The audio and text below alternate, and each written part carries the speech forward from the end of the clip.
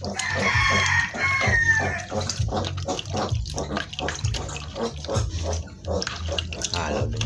tayo mga lods ng super big early wing booster para sa pag didi nila mamaya. So ilagay natin to sa suso ng kanilang ina.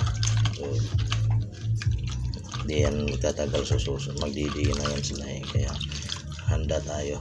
Binabad muna natin para siguradong pinong-pino. Yan yung gagawin natin para mapino. Ito pala yung ginamit yung tanglod. So yan, figure lap early wins. Yan yung ginamit natin para sa ating mga bagong mga panganakan, mga biig. So 5 days na sila mga load. So kailangan na natin silang turuan. Ganito talaga kahirap mga load. Hindi na mahirap, so masaya.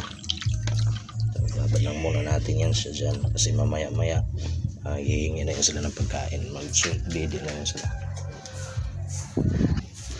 Siyempre mga load, so nilipit na natin sila doon mula dito. So nilipat na natin sila dito sa kabilang kulungan para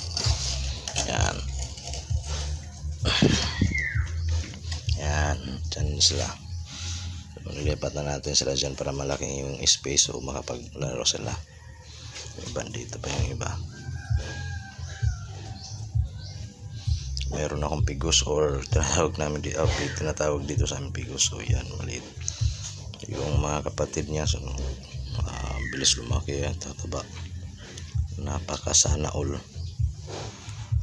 So, di pa sila marunong, di pa nila alam na lilipat na sila doon. So inayaan ko lang muna sila dyan.